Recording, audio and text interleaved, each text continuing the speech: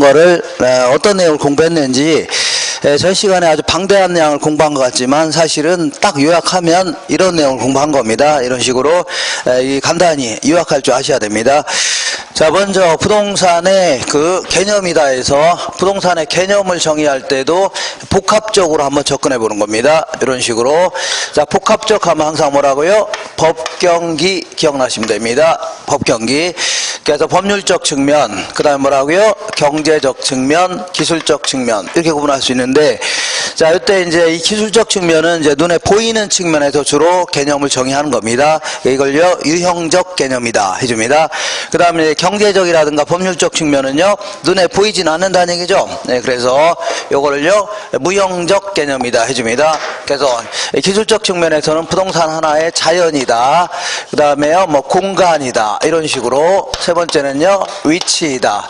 그 다음에요, 환경. 이렇게 정의할 때는요, 기술적 개념이다. 이렇게 얘기합니다. 그 다음에 경제적 측면에서는요, 자산이다.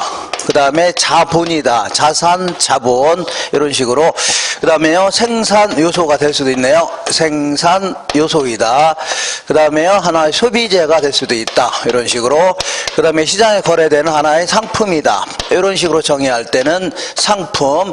이렇게 정의할 때는요, 경제적 개념이다. 이렇게 합니다. 그 다음에 법률적 측면에서는 크게 한 두 가지 형태로 나눠볼 수 있는데, 협의의 부동산과 그 다음에 뭐라고요? 광의의 부동산. 이렇게 구분할 수 있습니다.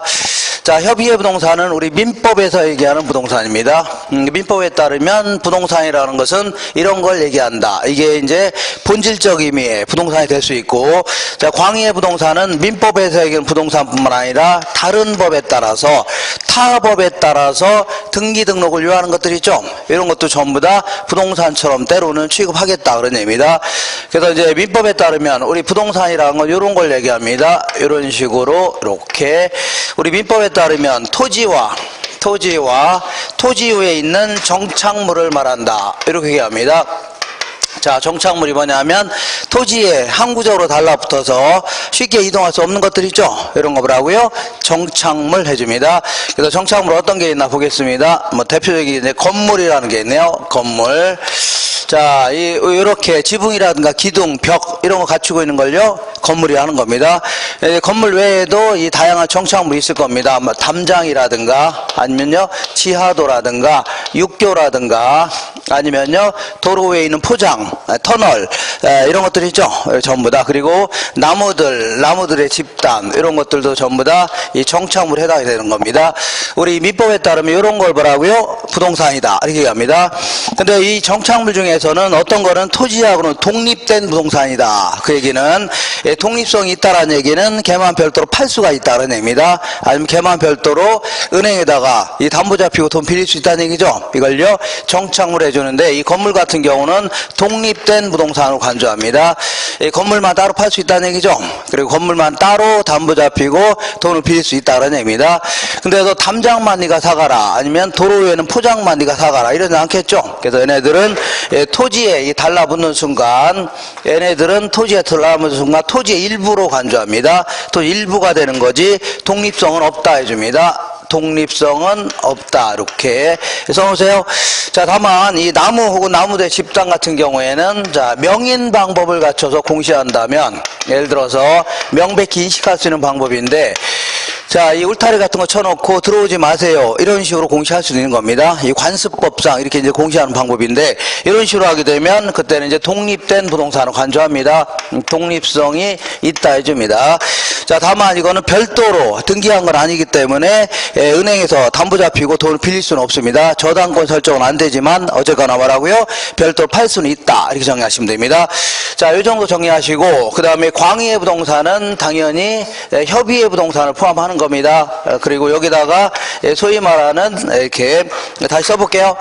토지하고 토지 위에 있는 정착물뿐만 아니라 이 그 준부동산이라고 해서 우리 부동산학에서 얘기하는 준부동산은 부동산처럼 취급하겠다 그런 얘기입니다. 뭐처럼 취급하겠다고요? 부동산처럼 취급하겠다. 대표적인 게 자동차 같은 건데, 이런 것들은 여기 있는 것들은 전부 다 이 저당권 설정 대상이 됩니다. 부동산 저당 저당권 설정하듯이. 자, 두 번째는 여기 있는 것도 전부 다 부동산 감정평가하듯이 전부 다 감정평가 대상입니다. 세 번째는 여기 있는 것들은 거의 대부분 아니지만 어쨌거나 일부는 그 중개활동 대상이 되기도 합니다. 그런 의미에서 때로는요 부동산처럼 취급하겠다 그런 의미입니다. 이렇게 해서 눈도장 쭉 찍으시면 됩니다. 선박, 공장재단, 광업재단, 임목, 자동차, 항공기, 건설기 이런 거 있죠. 이렇게 정리하시고, 자 이번에는 부동산을 이제 분류를 해보겠습니다. 우리 이제 감정평가하기 위해서, 자, 감정평가하기 위해서 토지를 크게 이제 세 가지 정도의 형태로 이제 분류하는데, 맨 먼저 택지 지역이다. 이렇게 해볼게요. 네모칸 쳐보겠습니다. 세 가지, 이렇게. 자, 이런 식으로 이제 분류하는데, 맨 먼저 이제 택지 지역이다. 이거는 이제 건물이 지어져 있거나 지을 수 있는 땅을요, 택지 지역이다. 그 다음에 이제 농지 지역이다. 임지 지역이다. 이렇게 구분합니다. 이렇게. 자, 이 택지 이렇게 이제 분류하는 걸 대분류한다 해주고, 이걸 또다시 세세하게 분류하기도 합니다. 이렇게. 자, 먼저 택지 지역 같은 경우는 주거 지역, 그 다음에 상업지역, 공업지역 이렇게 구분합니다. 그 다음에 농지지역은요 전지지역, 답지지역, 과수원지역 이렇게. 그 다음에요 임지지역 같은 경우는요 용재림지역, 그 다음 뭐라고요 신탄림지역 이렇게 구분하는데, 어쨌거나 이런 식으로 이 대분류 상호 간의 전환 중에 있다. 농지가 택지로, 택지가 임지로, 임지가 택지로 이런 식으로 대분류 상호 간의 전환 중에 있는 땅, 이런 땅을 뭐라고요? 후보지다 이렇게 표현합니다. 무슨 땅이라고요? 후보지다.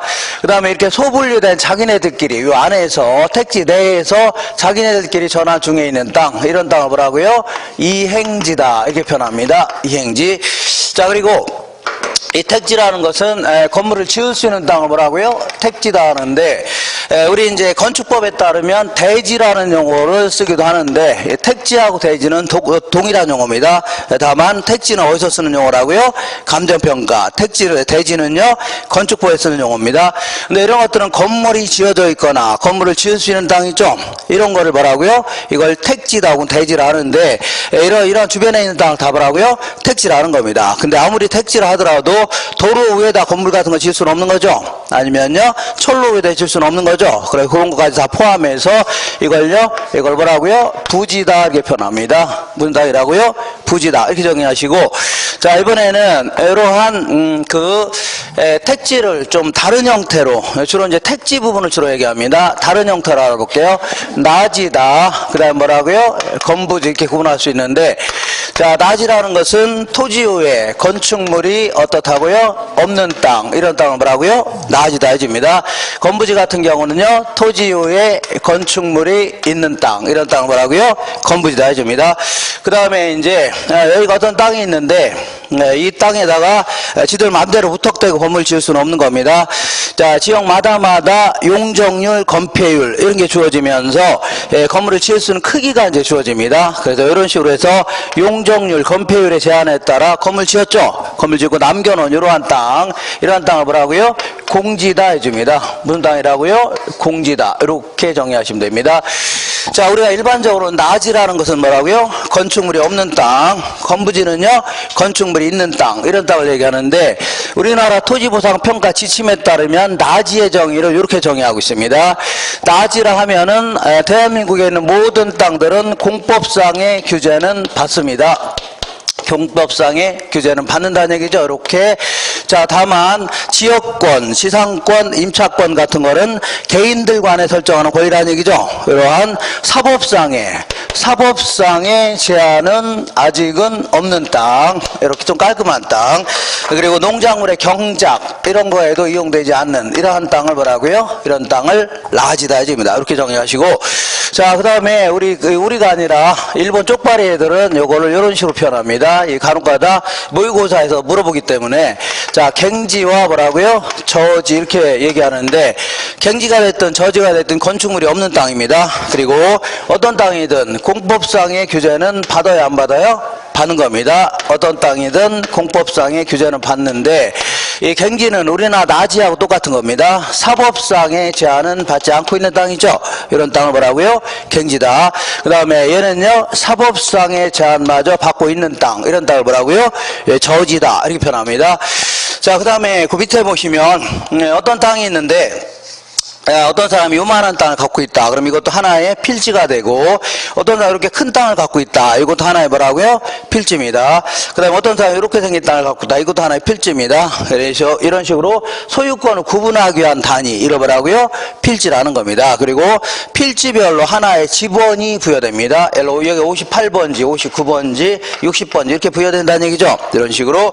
자, 이런 식으로 소유권이 부여되는 하나의, 자, 이 지번이 부여되는 등록 단위 같은 거 있죠? 이런 거 뭐라고요? 필지다 해줍니다. 뭐라 한다고요? 필지. 자, 그 다음에 이 감정평가하기 위해서 도로에서 안으로 쓱 들어갈수록 땅 가격은 좀 싸지는 게 일반적인데, 이 감정평가서 평가하려면 이렇게 이제 가격대가 비슷한 놈을 뚝뚝 잘라놓을 필요가 있죠. 그러니까 이런 거는 1제곱미터당 얼마다. 이 정도는 얼마라고요? 1제곱미터 얼마다. 이렇게 평가해야 될 겁니다. 이런 식으로 감정평가하기 위해서 가격대가 비슷한 놈을 잘라놓을 수 있죠. 이거 뭐라고요? 이거를 획지다 해줍니다. 무슨 땅이라고요? 획지다. 이렇게 정리하시고, 자, 그 다음에 뒷페이지 넘겨보시면 요거 볼게요. 요거 지우겠습니다. 오케이.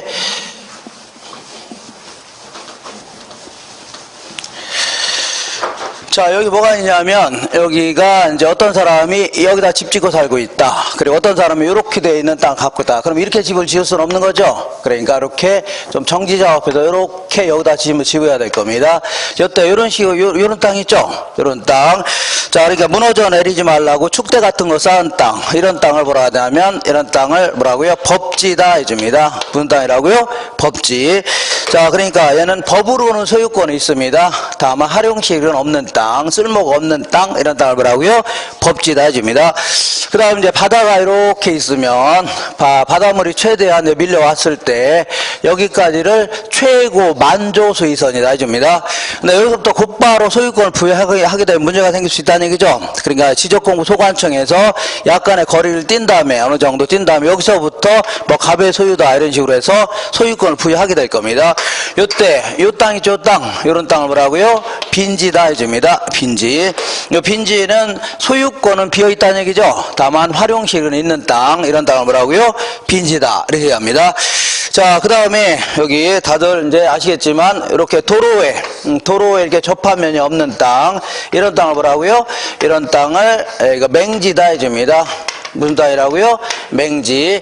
그 맹지 상태에서는 건축 허가가 안 나옵니다. 그렇기 때문에 그 도로 나가는 통로를 확보해야 되죠. 그러니까 여러 가지 뭐 주의토지 이용권이라든가 아니면 지역권을 선정한다든가 이렇게 해서 확보해야 되는데, 만약에 이 사람이 돈이 많은 사람이다. 그럼 이런 땅을 구입할 수도 있을 겁니다. 그러면 이런 식으로 땅 모양이 뭐 이렇게 자루 모양처럼 보이죠? 이것도 대지는 대지인데 이러한 대자를 씁니다.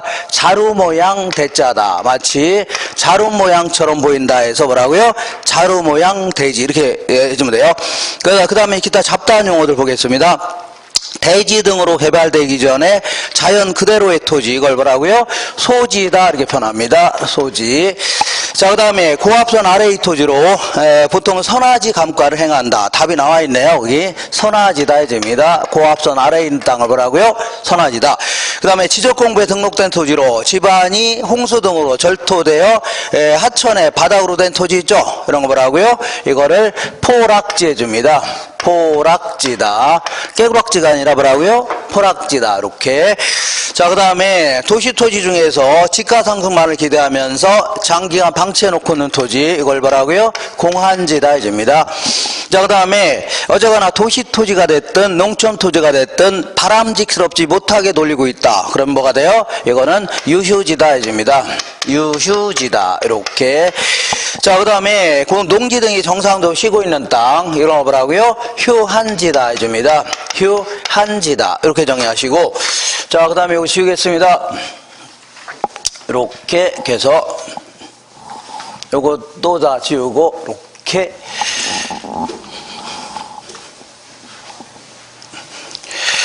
자, 이번에는 이런 얘기 해볼게요. 이 토지는 크게 이제 자연적 특성이라는 게 있고 인문적 특성이라는 게 있습니다. 이렇게.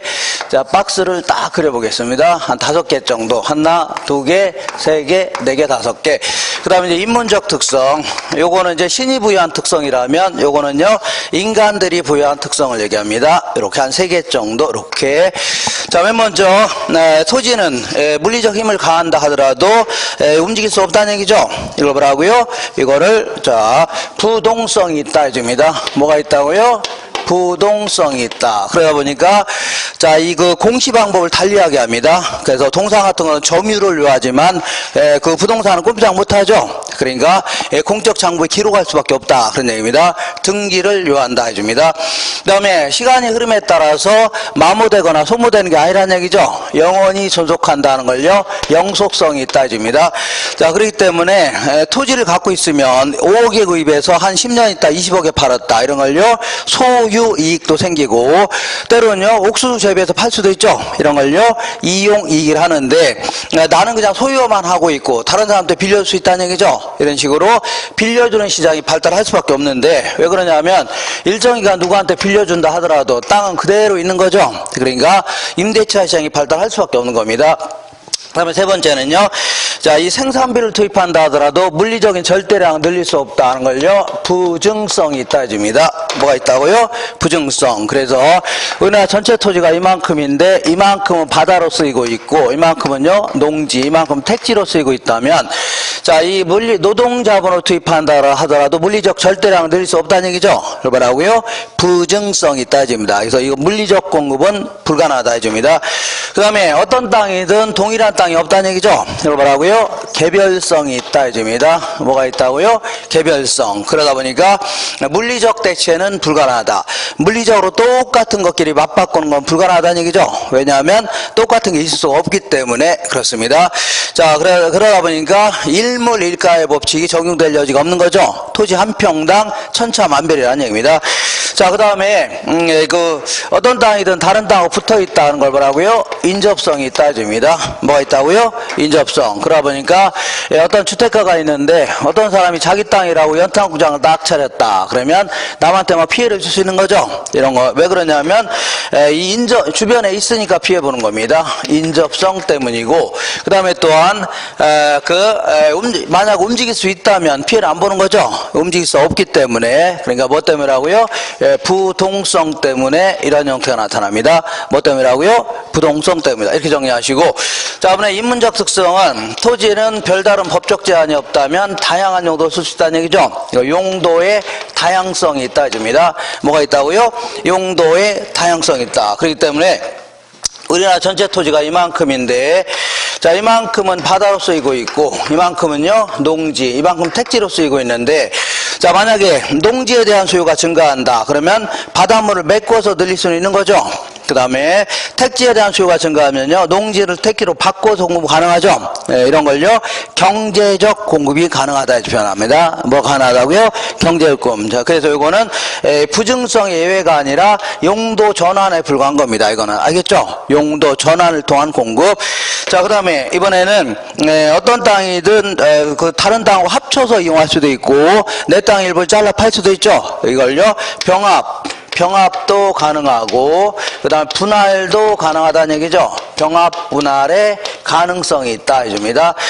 그 밑에 뭐 요상한 그림을 그렸는데 요거는 뭐 나중에 해도 상관없습니다. 그런 거.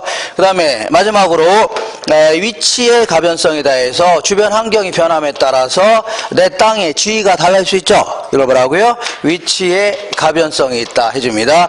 자, 당연히 주변 환경이 바뀌면 내 땅의 가치도 달라질 수 있죠. 이런 거 뭐라고요?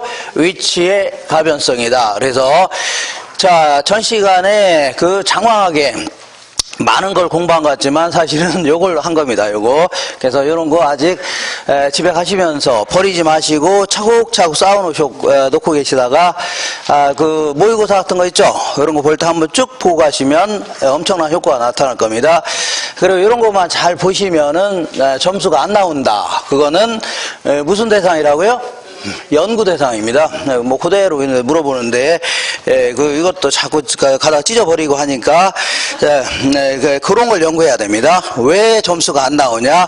나가다 찢어버렸다든가, 이런 거 있죠? 이런 뭔가 이유가 있을 겁니다. 이런 거를, 저기, 대전 옆에 보면 대덕 연구단지가 있는데, 거기다 맡겨야 됩니다. 맡겨서 뇌 구조를 한번 검사를 좀 해봐야 돼요. 점수가 안 나온다. 이유가 뭔지. 자, 오늘은 이제 이 경제론이라는 걸 공부할 겁니다. 어디를 할 거냐면, 자, 우리 교재, 요거 이제, 요거 있죠? 요거, 지금부터 요거를요, 학습 노트, 강의 노트, 그 다음에 요거를 기본서 해주는데, 자, 우리 다른 과목 같은 경우는 전부 다, 법 과목들입니다. 다른 과목은 뭐라고요? 법. 그래서, 이 법이라는 것은 법의 조문이라는 게 있습니다. 그래서 조문에 따라서 공부하는 겁니다.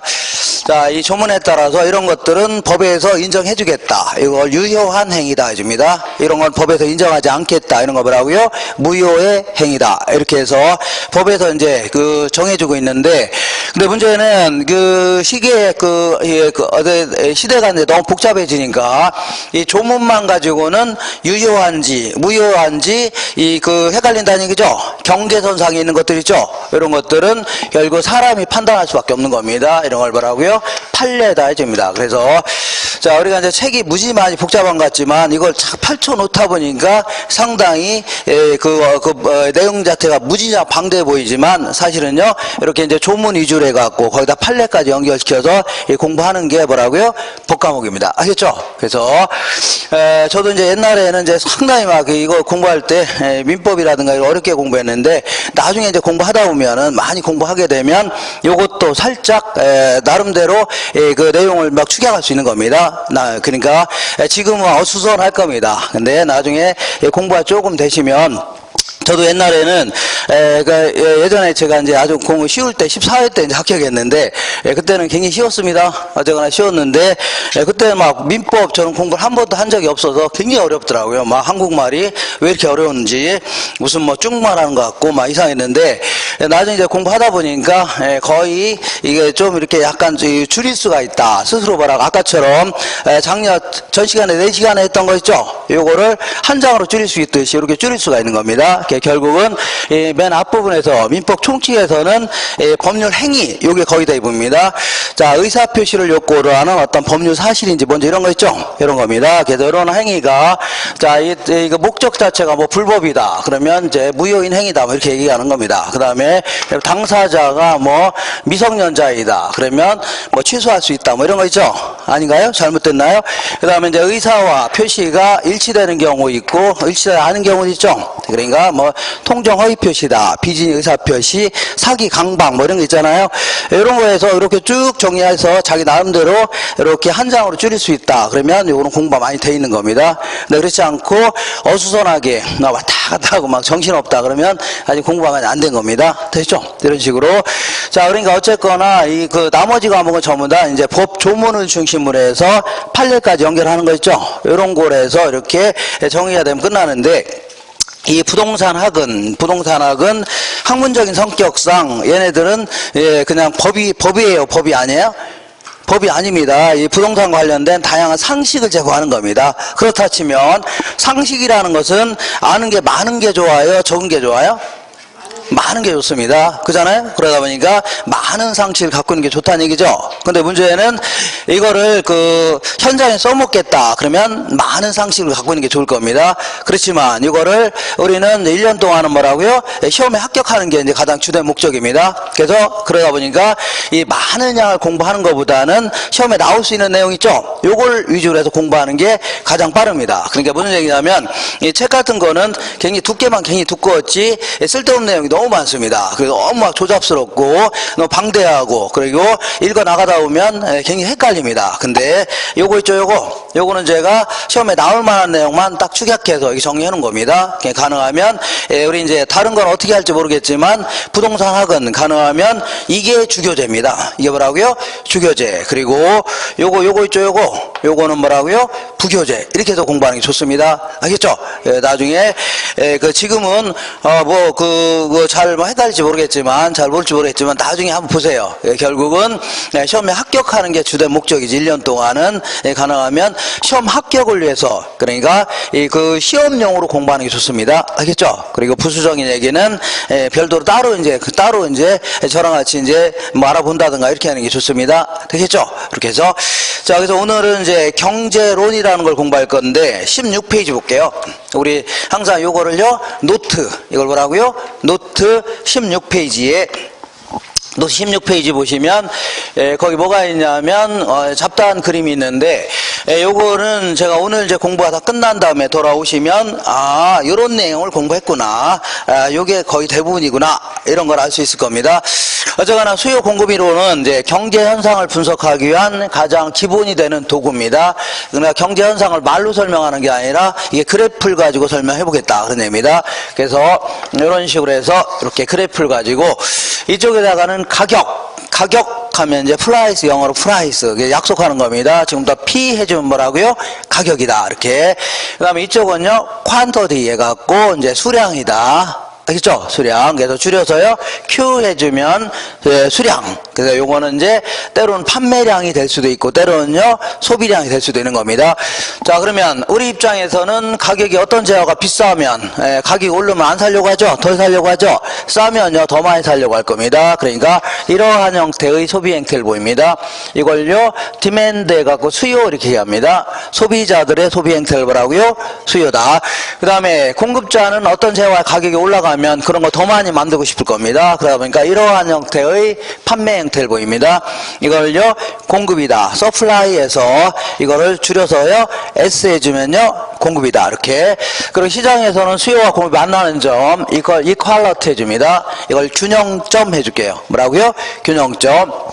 그래서 균형점 하의 가격을 균형가격, 균형점 하의 수량을요, 균형량, 이렇게 해주면서 자, 이 공부할 내용은 딱 정해져 있는 겁니다. 딱 맨 먼저 공부할 게 수요가 뭐냐, 그리고 이렇게 결론은 이겁니다. 항상 우리 경제학은 그래프를 가지고 분석하는 겁니다. 처음부터 뭐라고요? 그래프를 가지고 분석하는데 이때 그래프를 어떤 식으로 표시할 것인가, 이게 초점입니다. 되겠죠? 그러니까 이때 결론은 이 얘기 저기 한다 하더라도 결론은 수요 곡선 자체를 오른쪽으로 보낼 건지 왼쪽으로 보낼 건지 있죠? 요걸 공부하는 게 그 첫 번째 목표입니다. 자, 두 번째는 공급은 또 보고 얘를 오른쪽으로 이동할지 왼쪽으로 이동할지, 요게 이제 가장 큰 목표가 되는 겁니다. 자, 세 번째는요, 이 부수적으로 아까 수요가 변하거나 공급이 변하면 이 균형점이 이동돼 나가거든요. 이 균형점 이동에 대해서 알아볼 겁니다. 예를 들어서 사람들의 수요가 이렇게 증가하게 되면 균형점 여기서 여기로 이동합니다. 이런 걸 쭉 알아보는 겁니다. 이게 바로 뭐라고요? 세 번째 테마입니다. 마지막으로 네 번째는 이제 탄력성이라는 거에 대해서 공부할 겁니다. 자, 탄력성은 뭐 가격 같은 게 변하게 되면 어떤 재화는 민감하게 반응하지만 어떤 재화는요, 둔하게 반응하죠. 예를 들어서 쌀 가격이 올라갔다고 해서 사람들이 밥을 안 먹을 수 없는 거죠. 거의 소비량이 줄어들지 않는다는 얘기입니다. 이런 걸요, 비탄력적이다 해줍니다. 근데 어떤 재화는 가격이 올라가니까 뭐 이렇게 비싸, 안 사 먹겠다는 거 있죠. 확 줄을 수도 있겠네요. 이런 걸요, 탄력적이다. 이런 걸 쭉 공부해 보는 게 마지막 대화입니다. 알겠죠? 이렇게 해서 이런 내용, 항상 제가 무슨 얘기를 하려고 하는지 결론 위주로 거기다 항상 못 박아놓고 거기로 자꾸 가는 겁니다. 되겠죠? 그래서 맨 먼저 순서에 따라서 이쪽으로 볼게요. 자, 맨 먼저 수요에 대해서 알아보겠습니다. 수요라는 것은 사는 쪽에서 분석하는 겁니다. 어떤 쪽이라고요? 사는 쪽. 자, 제가 자꾸 사는 쪽 이런 표현을 자꾸 쓰는 이유는 파는 쪽은 신경 쓰지 말라는 얘기입니다. 어떤 쪽이 신경 쓰지 말라고요? 파는 쪽은 신경 쓰지 말고 어떤 쪽이라고요? 사는 쪽에서만 신경 쓰라는 얘기입니다. 알겠죠? 그래서 자, 수요라는 것은 의 정도는 알고 출발해 보자. 의라는 것은 수요라는 것은 내가 맥주를 한 달에 50병 정도를 사 먹겠다 하는 걸요, 수요다. 다시 해볼게요. 내가 맥주가 오비맥주가 있는데 한 병당 한 1,500원 정도 한답니다. 그래서 이놈을 한 달에 한 50병 정도를 사 먹겠다 하는 걸 뭐라고요? 수요다. 그러면 이걸 한번 써보겠습니다. 수요라는 것은 일정 기간 동안에 오비맥주가 있다면 한 1,500원 정도 한다면 한 50병 정도를 구매하고자 하는 구매하고자 하는 뭐 수량이다. 자, 아니면요, 서비스, 의료라든가 교육 서비스 같은 경우는 뭐 욕구 이런 표현이 훨씬 낫겠네요. 이렇게. 자, 그러면 요걸 또다시 한번 펼쳐보겠습니다. 펼쳐보자. 자, 요건 그냥 지우겠습니다. 자, 내가 맥주를, 자, 볼게요. 맥주를 50병 사먹겠다. 이런 표현 자체는 정확한 표현이에요. 정확성이 떨어져요? 정확히 떨어진다는 얘기입니다. 왜냐하면 하루에 50병을 사 먹으려고 하는지 한 달인지 1년인지 알 수 없는 거죠. 그러니까 말을 하려면 똑바로 하라는 얘기입니다. 한 달에 50병 사 먹겠다. 이런 식으로 하루에 10병 사 먹겠다. 이런 식으로 기간을 명시할 필요가 있다는 얘기입니다. 이걸 뭐라고요? 유량 변수다. 이제입니다. 뭐라고요? 유량 변수다. 그래서 영어로는 이제 flow다 이렇게 표현합니다. 일정 기간, 흐름 이런 걸 나타내는 뭐라고요? 유량 변수다. 그 다음에 이제 구매하고자 하는 수량이다 했기 때문에 이미 구입한 수량입니까? 구매하고자 하는 수량입니까? 구매하고자 의도된 수량이다 하는 얘기입니다. 아셨죠? 그래서 요거는 이제 사려는, 몇 개를 사려는 의사를 얘기하는 거지 이미 구입한 수량이 아닙니다. 그래서 이걸요 뭐 사전적 개념이다 이렇게 표현합니다. 무슨 개념이라고요? 사전적 개념이다. 이 표현 자체가 약간 좀 이해가 안 될 수가 있는데 요거를 제가 이제 또다시 설명해 볼 테니까 이해가 되시면 다행이고 그렇지 않으면 대충 뭐 저런 거구나. 그래서 다음에 또 할 겁니다. 그래서 몇 번이고 계속 반복해서 하다 보면 자연스럽게 머릿속에 들어옵니다. 무슨 얘기냐면 자, 여기 뭐가 있냐면, 리아카 장수 아저씨가 여기다가 이제 감을 잔뜩 갖다 놓고 팔고 있습니다. 요거를 감이라는 걸 알 수 있을 겁니다. 알겠죠? 바나나는 아니죠? 이렇게. 자, 그러면 이제 아저씨가 이걸 물건 갖다 팔고 있는데, 지나가는 아줌마가 요거를 구입하려고 할 겁니다. 그러면 우린 모든 사람들은 그 합리적이고 경제적 인간을 가정합니다. 어떤 인간이라고요? 합리적이고 경제적 인간이다. 자, 합리적이라는 얘기는 어떤 이성에 부합된 행동이 있죠. 이런 거 하는 사람을요 합리적 인간이다. 그러니까 또라이 이런 사람이 아니라는 얘기죠. 어떤 또라이는 물건이 비싸니까 막 더 많이 사고 이상한 사람이 있는데 아니면 물건 갖다 버리든가 막 이런 사람이 있죠. 그런 사람이 아니라는 얘기입니다. 그리고 경제적 인간이라는 것은 어디 가서 우리가 손해 보려고 해요, 안 해요? 안 되죠. 자꾸 이윤의 극대화를 추구한다는 얘기입니다. 이런 사람을 우리는 뭐라고요? 경제적 인간이다. 이런 사람을 가정하면서 자, 그럼 아줌마 입장에서는 가능하면 이 물건을 구입할 때 어떻게 구입하려고 해요? 가능하면 돈은 조금 주면서 감은 어떻게 가져가려고? 잔뜩 가져가려고 할 겁니다. 그렇잖아요? 근데 아저씨 입장에서는 뭔가 남는 게 있어야 돼, 없어야 돼요? 있어야 되겠죠. 그러니까 알게 모르게 돈은 좀 많이 받으면서 감은 덜 주려고 할 겁니다. 예컨대 아저씨는 그 만 원에 자 7개를 팔려고 합니다. 몇 개를 팔라고요? 7개. 근데 아줌마는 8,000원에 10개를 달랍니다. 8,000원 몇 개라고요? 10개를 달랍니다. 자, 그러면 거래가 성립이 돼요, 안 돼요? 거래가 안 되는 거죠. 그러니까 아줌마는 집에 가려고 할 겁니다. 왜 이렇게 비싸요? 왜 이렇게 조금밖에 안 줘요? 이렇게 하면서 짜증내면서 가려고 하겠죠. 그럼 만약에 아줌마가 끝까지 집에 가셨다 그러면 거래는 성립이 안 되는 겁니다. 근데 만약에 아저씨가 이걸 굳이 팔고자 한다 그러면 아줌마를 불러야 되겠죠. 불러야 될 건데 아줌마하고 불렀다가는 그냥 삐져서 안 가요. 그냥 안 올 수도 있으니까 잠깐 와봐 누님 이렇게 해서 반말 약간 하면서 친한 척 할 거 아닙니까? 그래서 잠깐 와보세요. 그 대신 내가 1,000원 깎아드릴게요. 아니면요 하나 더 드릴게요. 이렇게 할 수 있죠. 그러면 만약에 아줌마가 오케이 한다면 거래가 되는 거 안 되는 거예요? 성립이 되는 겁니다. 아시죠? 그래서 최종적으로 가격과 수량이 결정되는데 그래서 최종 구입하게 되는데 지금은 그게 아닙니다. 가격과 수량이 결정돼서 최종 구입한 수량이 아니라 이건 순전히 누구 입장이라고요? 아줌마 입장에서 사는 쪽 입장에서만 어떤 입장이라고요?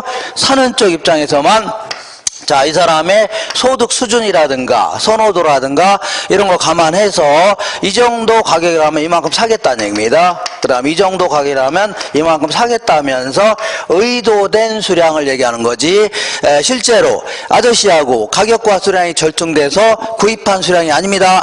아시죠? 그러면 아저씨는 뭐냐? 아저씨는 아줌마하고는 상관없이 있다가 공급은 그게 아닙니다. 아줌마하고는 상관없이 이 아저씨도, 이 아저씨가 잘못됐네요. 한자가 빠졌네요. 이렇게 아저씨도 이 사람도 농산물 시장에서 띄운 가격이 있어 없어요? 있죠. 거기다가 왔다 갔다 차비도 들고 기름값도 들어가죠. 적정한 이윤을 포함해서 자, 이 정도 가격이라면 이 정도 팔겠다 그런 얘기입니다. 그 다음에 이 정도 가격은 이만큼 팔겠다 하면서 의도된 수량을 얘기하는 겁니다. 그러니까 최종적으로 가격과 수량이 절충돼서 구입하거나 판매된 수량이 아닙니다. 이건 순전히 누구 입장이라고요? 아줌마 입장에서의 소비 행태를 얘기하는 겁니다. 누구 입장이라고요? 아줌마 입장에서의 소비 행태다. 그 다음에 이 아줌마는 요즘에 돈이 거의 없어서 맨날 라면만 먹고 있는데, 지나가는 제네시스 G 180인가 새로 난 차가 있는데 1억짜리가 있는데 저거 사겠다 한다고 살 수 있나요? 라면만 먹고 있는데 못 사는 거죠. 그러니까 이 시장에서 실질적인 어떤 소비량이 결정되기 위해서는 구매력을 갖춘 수요가 돼야 됩니다.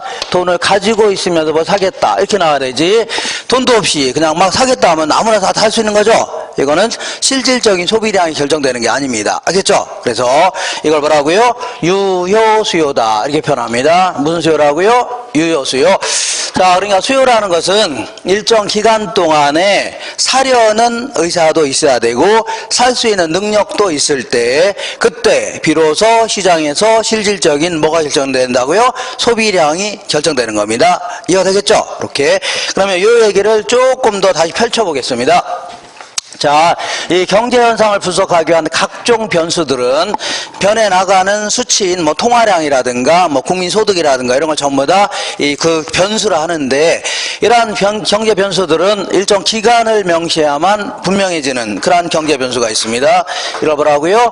유량 변수다 이렇게 표현합니다. 영어로는요, 일정 기간, 흐름 이런 걸 나타내는 플로우 이렇게 표현합니다. 그 다음에 어떤 경제 변수는요, 특정 시점을 딱 명시해야만 비로소 개념 자체가 분명해진다는 얘기죠. 이걸 뭐라고요? 저량 변수다 해줍니다. 영어로는 이 스탁 이렇게 표현합니다. 스탁이라는 것은 다양한 의미가 있지만 여기서는 어떤 일정 시점의 축정량 이런 거 있죠. 이런 걸 보통 이제 스탁 해줍니다. 뭐라고요? 스탁. 자, 그러면 자, 질문해 볼게요. 우리 남편 급여가 1,000,000원이다 이렇게 해서 자랑하고 다녔는데 어떤 아줌마가 알고 봤더니 주변 사람이 부러워했다는 얘기죠. 알고 봤더니 부러울 게 있어 없어요? 없다는 얘기입니다. 알고 봤더니 월급이 아니라 뭐 했다는 얘기예요? 연봉이었다는 얘기입니다. 그러니까 1년에 1,000,000원 버는 거는 많이 버는 건 아니죠. 100만원 못 버니까. 그러니까 말하려면 똑바로 하라는 얘기입니다. 우리 남편 월급이 얼마다, 우리 남편 연봉이 얼마다 이렇게 해야 되죠. 이래야지 분명해지는 거 아닙니까? 이런 거 뭐라고요? 유량 변수라는 겁니다. 뭐라고요? 유량 변수. 그 다음에 자, 이번에 이 표현 자체가 정확한 표현인지 한번 생각해 볼게요. 자, 남양주 지역의 인구가 지금 거의 70만원 좀 안 되는 걸 알고 있는데 어쨌거나 넘어갔나요? 그래서 보통 50만이 넘어가는 도시를 대도시 해줍니다. 뭐라고요? 대도시. 자, 그래서 한 68만 명 정도로 알고 있는데, 자, 이 남양주 지역의 인구가 68만 3,325명이다. 이거는 정확한 표현이에요. 정확성이 떨어져요? 예? 정확성이 떨어진다. 왜 그러냐면 이 인구라는 건 어제 이사 온 사람도 있고 내일 또 이사 간 사람이 있어 없어요?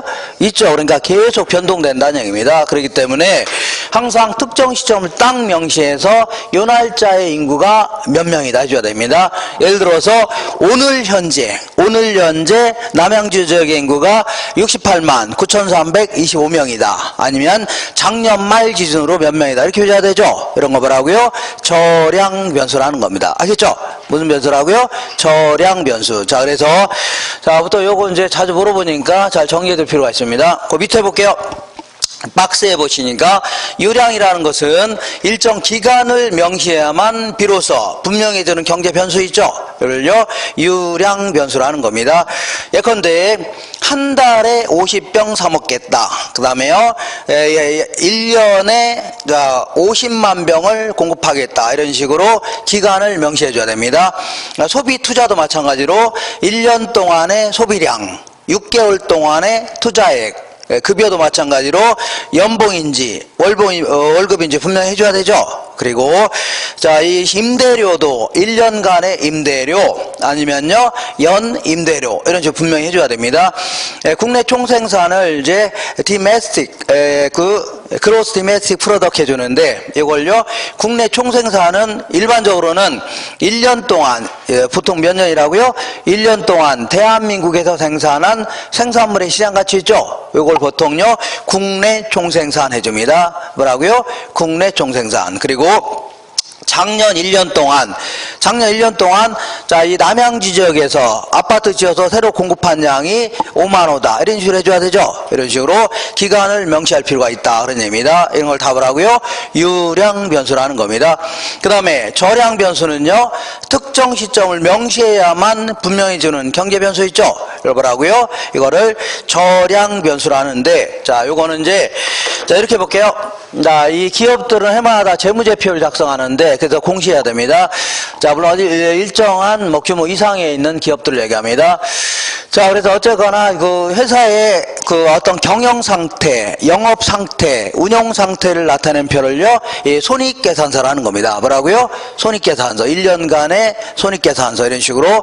그 다음에 특정 시점에 재산 상태를 나타낸 표 있죠? 요거를 과거에는 이제 밸런스 시트 했는데 지금은요 파이낸셜 포지션 해갖고 자 이거를요 이 재무상태표라는 겁니다. 뭐라고요? 재무상태표. 그래서 보통 이제 이렇게 해서 반을 뚝 자른 다음에 이쪽을 차변, 이쪽을 뭐라고요? 대변 이렇게 한 다음에 왼쪽에다가는 보통 이제 12월 31일자를 기준으로 해서 언제라고요?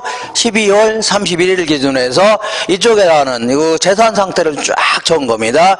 자, 현금 얼마 갖고 있고 상품 얼마치 갖고 있고 건물이라든가 기계는 얼마짜리 갖고 있고 영업권 얼마짜리 갖고 있고 이런 식으로 쭉 적어 놓은 걸요 전부 다 합쳐서 자산 해줍니다.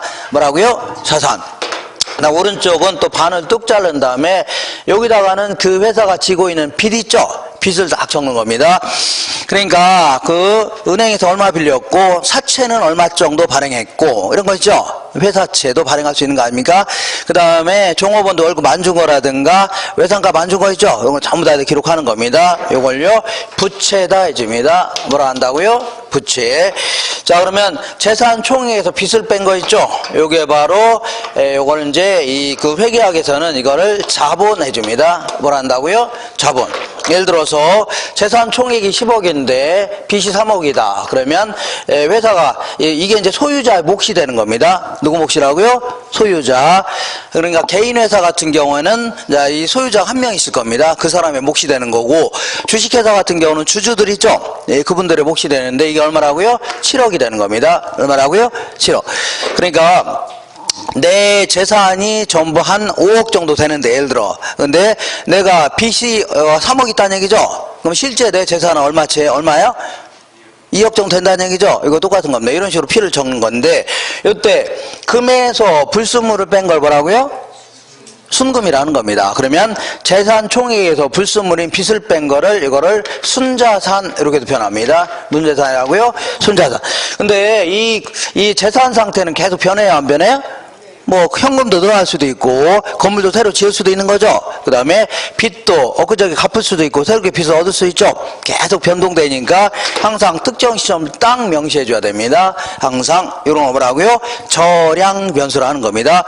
그 다음에 보통 이제 이거 참고로 통화량이라는 것은 어떤 민간이 갖고 있는 화폐액이 있을 겁니다. 이렇게 여기다가 자 은행은 예금 받은 걸 전부 다 이제 대출해 주면 안 됩니다. 왜냐하면 한꺼번에 와서 그 예금자들이 돈 찾아갈 수 있죠. 그래 일부는 남겨놓고 있어야 됩니다. 이걸요 지불준비금 해줍니다. 뭐라 한다고요? 지불준비금. 그래서 요거는 한국은행에 보통 맡기고 있어야 됩니다.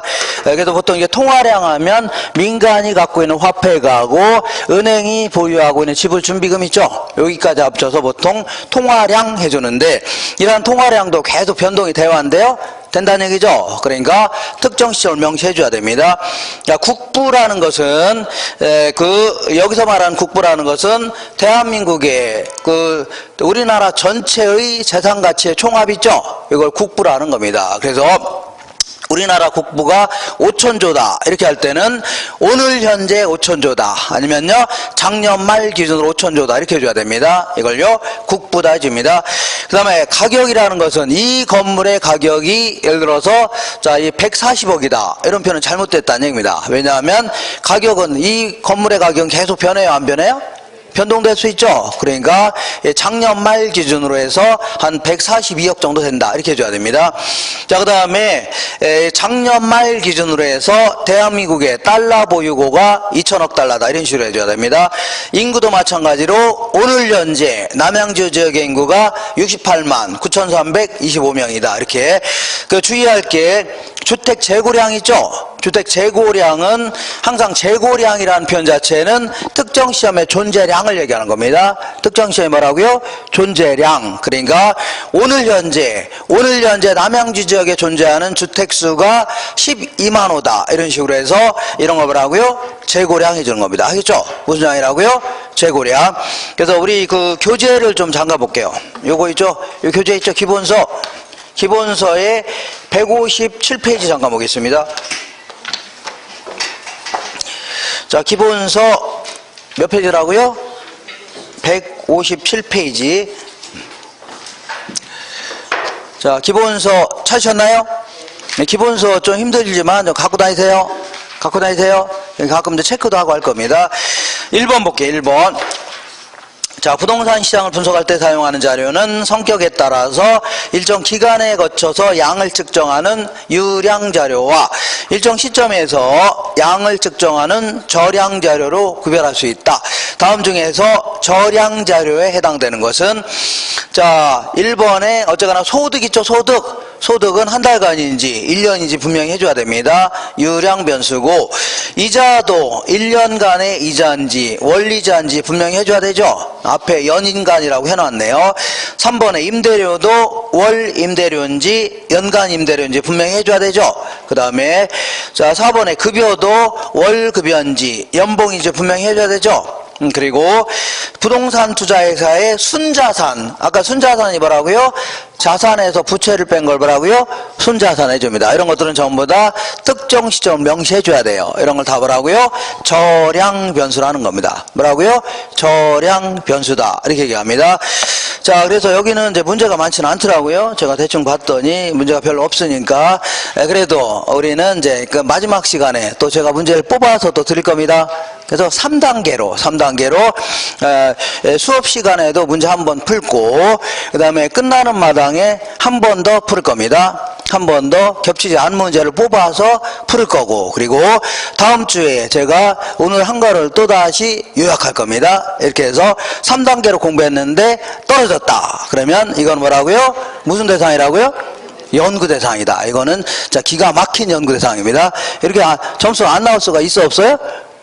이렇게 했는데 안 나왔다. 그거는 상당히 문제가 됩니다. 그죠? 그래서 어쨌거나 자, 참고로 제가 항상 이렇게 볼게요.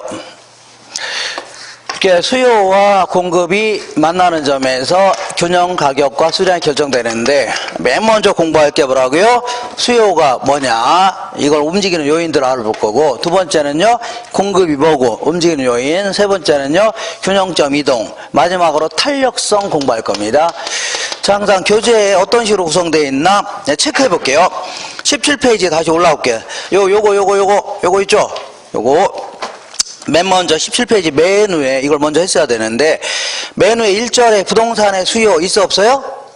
있죠. 요거는 요 옆에 페이지 적어 놓으세요. 110페이지 이렇게 적어 놓으세요. 몇 페이지라고요? 110페이지.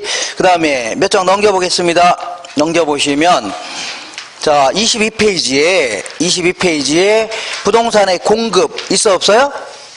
있죠. 요거는 우리 교재 120페이지에 있을 겁니다. 몇 페이지라고요? 120페이지. 그 다음에 한 장 넘겨보시면 25페이지에 부동산 시장의 가격 결정 있죠? 여기에 부동산 시장의 균형인데 요거는 우리 교재에 120 몇 페이지냐면 7페이지에 있습니다. 몇 페이지라고요? 127페이지. 그 다음에 자 탄력성에 대해서는 좀 양이 좀 많습니다. 그 약간 좀 분리해서 27페이지 보시면 수요와 공급의 탄력성 있어 없어요? 있는데 거기서 한 밑으로 한 7번째 줄 보시면 수요의 가격 탄력성 있죠? 요거는 134페이지에 있습니다. 몇 페이지라고요? 134페이지. 그리고 한 장 넘겨보시면 29페이지. 29페이지 맨 아래 보니까 공급의 가격 탄력성 있죠? 요거는 우리 교재 140페이지. 몇 페이지라고요? 140페이지. 그 다음에 한 장 넘겨보시면 31페이지에 31페이지 위에서 한 10번째 줄 보시면 자 수요의 소득 탄력성, 수요의 교차 탄력성 있죠? 요거는요 139페이지 130 이렇게 해서 제가 항상 시작할 때 이렇게 페이지를 이제 적어 드릴 테니까 자 읽다가 이해 안 되시면은 책을 한번 읽어보시고 그렇지 않으면요 읽으시면 안 읽어도 상관없습니다. 지금 당장은 오히려 책을 읽게 되면 더 헷갈릴 수가 있습니다. 이렇게 그래서 제가 설명하는 내용 있죠? 요것만 잘 기억하시면서 이 얘기를 또 하고 또 계속 할 겁니다. 되겠죠? 이렇게 다시 오늘 이제 진행 상태가 좀 매끄럽지 못한 점을 그 정중히 사과드립니다. 이거 먼저 했어야 되는데 자 그러면 다시 돌아와서 17페이지 볼게요. 17페이지 맨 아래 보니까 맨 아래 보니까 지금 뭐 하는 거예요? 수요에 대해서 조금 자세히 알아보는 겁니다. 자 수요는 유효 수요라는 게 있고 뭐가 있어요? 잠재 수요 이렇게 나눌 수 있는데 자 유효 수요를 다른 말로 실질적인 수요 그 다음에요 잠재 수요는요 예비적 수요 이렇게 나눌 수 있는데 유효 수요는요 구매력을 갖춘 수요 이거 뭐라고요? 유효 수요 돈을 가지고 있으면서 뭐 사겠다는 걸요 유효 수요다 해줍니다. 그 다음에 잠재 수요는요 아까 그 아줌마처럼 라면만 맨날 먹고 있는데 지나가는 제네시스 사겠다는 얘기죠. 이런 거 뭐라고요? 잠재 수요라는 겁니다. 근데 이 사람이 이걸 왜 잠재라고 하는 표현을 쓰냐면 이 사람은 그 제네시스 승용차를 사고는 싶어요? 안 사고 싶어요? 사고는 싶은데 당장 돈이 없다는 얘기죠. 돈이 생기면 나중에 살 수도 있다. 그래서 살려는 게 잠재돼 있다 해서 뭐라고요? 잠재수요라는 겁니다. 그러니까 당연히 뭐 로또 복권에 당첨되게 되면 소득 같은 게 증가하게 되면 당연히 살 수도 있는 거죠. 그 다음에 자 아파트를 구입하는데 돈이 없어서 못 사고 있는데 은행에서 대출 잔뜩 해주겠답니다. 대출 잔뜩 끼고 살 수도 있다는 얘기입니다. 알겠죠? 얼마든지 뭘로 바뀔 수 있어요? 유효 수요자로 바뀔 수가 있는 겁니다. 거기 나와 있는 그림처럼 어떤 남편분이 그 회사를 이제 그만두게 돼서 항상 이 아내한테 얘기했어요? 안 했어요? 안 하죠. 그래서 이제 아침마다 가방 들고 나와서 그 공원에다 배회하다가 이제 들어가다가 아내하고 만난 겁니다. 길거리에서. 근데 아내분은 아직도 자기 남편이 돈을 많이 벌고 있는 줄 알고 있는 거죠. 그래서 지나간 헬리콥터 보더니 헬기 사줘잉 하고 졸라댄 거죠. 근데 헬기 살 수 있어 없어? 지금 당장 돈이 없어서 못 사는 거죠. 이런 거 뭐라고요? 잠재수요라는 겁니다. 한 장 넘겨볼게요. 원래 이거 좀 웃기는 얘기인데 저번에 했기 때문에 약간 웃기는 그 강도가 줄어들었네요. 그래서 이거를 한계 만족감이 떨어진다. 한계 재미가 떨어진다. 한계라는 건 추가적인 재미 이런 걸 얘기합니다. 그냥 한 얘기를 또 하고 또 하면 재미없죠. 처음에 할 때가 재밌습니다. 이렇게 어쨌거나 이번에는 자 수요는 본원적인 수요라는 게 있고 뭐가 있어요? 파생적 수요 이렇게 구분할 수 있는데 자 이거는 뭐 직접적 수요 이건요 뭐 간접적 수요 이렇게도 얘기합니다. 이건 뭐냐면 자 본원적 수요라는 것은 일반적으로 우리 같은 소비자 입장에서 우리 같은 최종 소비자 입장에서 기업이 생산한 생산물 있죠. 요거에 대한 수요를요 본원적 수요다 해줍니다. 그리고 여기에 비해서 얘는요 일반 기업 입장에서 그 생산자 입장에서 생산 요소에 대한 수요 이걸요 파생적 수요다. 얘 때문에 얘가 파생됐다는 얘기죠. 예를 들어서 어느 지역에 아파트에 대한 수요가 증가했다 치자. 뭐가 증가했다고요? 아파트에 대한 수요가 증가하면 자 누가 신났냐면 건설업자가 신났죠. 이 건설업자가 아파트 막 짓고 싶은데 문제는 아파트 지으려면 건축 자재가 있어야 돼 없어야 돼요? 있어야 되죠. 그 다음에 사람도 필요하네요. 노동력도 필요하고 그 다음에 땅도 필요해요 안 필요해요? 땅도 필요하죠. 이런 거에 대한 수요가 덩달아 증가할 수 있네요. 얘가 증가하니까 얘가 덩달아 증가할 수 있어 없어요? 있죠. 이런 걸요 파생적 수요라는 겁니다. 자, 그래서 지금부터 이제 앞으로 이제 파생적 수요는 나중에 그 지대론 이런 데서 노동시장이라든가 이런 거 잠깐 언급할 것이고 우리는 거의 다 뭐라고요? 뭐 아파트라든가 오비맥주 같은 거 있죠. 이런 거에 대한 수요를 주로 공부할 겁니다. 그리고 반드시 시장에서는 유효 수요만이 실질적인 소비량이 결정되는 겁니다. 아시죠?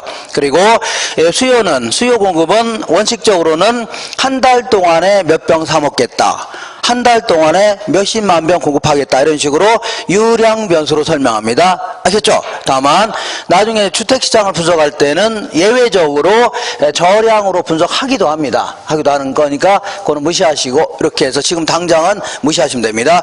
이렇게 해서 지금까지 수요에 대해서 알아봤습니다. 그러면 잠깐 쉬었다가 그 다음 내용 진행하겠습니다. 잠깐 쉴게요.